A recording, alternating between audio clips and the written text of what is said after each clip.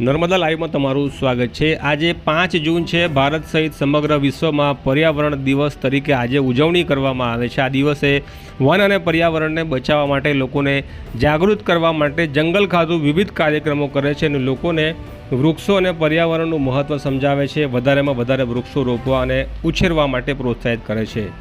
ગુજરાતની અંદર ડાંગ જિલ્લા પછી સૌથી વધુ વન વિસ્તારમાં નર્મદા જિલ્લાનો ક્રમ આવે છે। ત્યારે વન વિભાગની રાજપીપળા ખાતે આવેલી મુખ્ય કચેરીની સામે જ વર્ષોથી લોખંડના પિંજરામાં કેદ થઈને રૂંધાઈ રહેલા વૃક્ષોને જાણે નર્મદાનું વન વિભાગ વાવીને ભૂલી ગયું હોય એમ લાગે છે।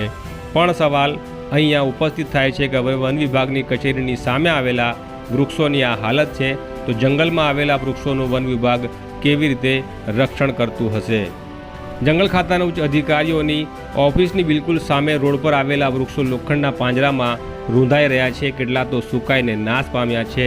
ત્યારે જંગલ ખાતું કયા મોડે પર્યાવરણને બચાવવાની વાતો આજે કરતું હશે। પર્યાવરણ બચાવવા માટે રેલીઓ કાઢવામાં આવે છે, પોસ્ટરો લગાવવામાં આવે છે, લોકોને સમજાવવામાં આવે છે કે વૃક્ષો વાવો અને વૃક્ષો બચાવો। ત્યારે વૃક્ષો બચાવવા માટે લોકોને સમજાવતા પહેલાં વન વિભાગે પોતે જ પોતાની કચેરીની સામે આવેલા વૃક્ષોને બચાવવા જરૂરી છે।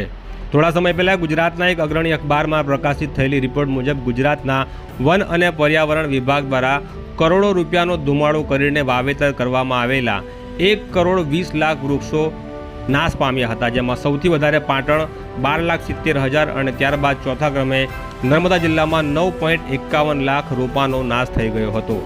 ત્યારે વર્ષે દાડે ગુજરાત સરકાર પ્રજાએ ભરેલા ટેક્સના નાણાં ગુજરાતના જંગલ ખાતાના પર્યાવરણને બચાવવા માટે ફાળવવામાં આવે છે। જંગલ ખાતાના ઉચ્ચ અધિકારીઓની લક્ઝુરિયસ લાઈફને પોષવા માટે ખર્ચાય છે। એમના લક્ઝુરિયસ સરકારી વાહનો, બંગલા, નોકર ચાકર અને અન્ય લાભો આપવામાં આવતા હોય છે। ત્યારે તેમની ફરજમાં આવે છે કે તેઓ જંગલ, વન અને પર્યાવરણનું રક્ષણ કરે, પણ જ્યારે પોતાની કચેરીની સામે આવેલા વૃક્ષોનું તેઓ રક્ષણ ન કરી શકતા હોય તો તેઓ જંગલમાં શું કરતા હશે એ સમજી શકાય છે। તમને શું લાગે છે?